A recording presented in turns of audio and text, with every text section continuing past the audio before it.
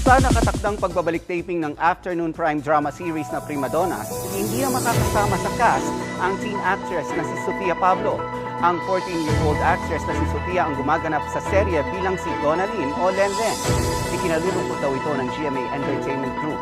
Pero kailangan daw itong gawin bilang pagsunod sa guidelines ng Department of Labor and Employment na nagbabawal sa pagtatrabaho ng edad 15 pababa sa gitna ng community quarantine. Siniguro naman ng entertainment group na sa muling pagsisimula ng taping ng Prima Donnas ay masusunod ang safety protocols at guidelines.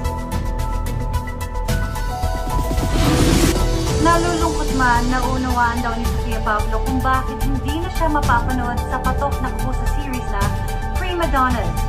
14 years old lang si Sofia at hindi ito umabot sa prescribed age para makapagtrabaho on cam. Pero sa kabila nito, natutuwa naman siya sa natatanggap na words of encouragement. Makichika kay Nelson Canlas.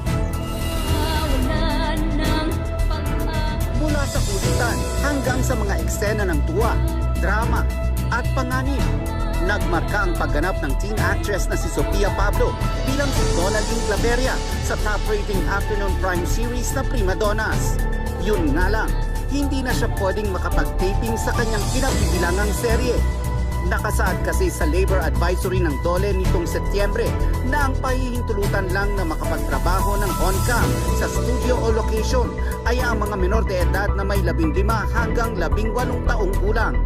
Ang 14-year-old na si Sofia lang sa serye ang hindi umabot sa prescribed age.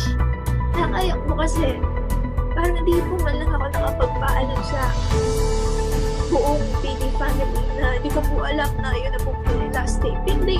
Umuwi pa po ako ng masaya, excited pa sa next taping day. Kasi yung mangyayari po sa kwento ay sobrang intense na. Nang lumabas ang balita, kahit nilalabanan ni Sofia ang lungkot, nabusog daw ang puso niya dahil marami ang nagpaabot ng words of encouragement sa kanya. Gayunpaman, inuunawa ni Sofia ang sitwasyon. Ang hirap naman po talaga niya i-imagine na Prima Donnas tapos wala po yung isa. Ba't naman po sasama loob po kung malain lang naman po ito nangyari. Tapos may valid reason po po nag-over na po sa talaga.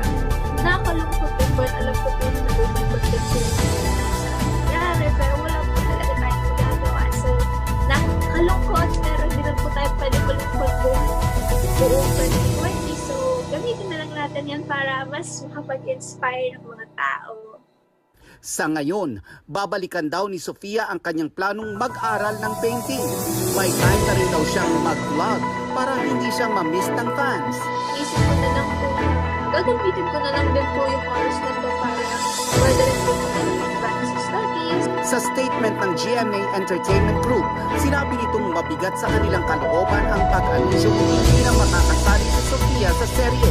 Ito raw ay bilang pagtalima sa guidelines ng DOLE. Samantala, handa na raw sila sa muling pagsabak sa taping na masusing sumusunod sa safety protocols at guidelines ng gobyerno kontra COVID. Nelson Canlas, updated sa Showbiz Happenings.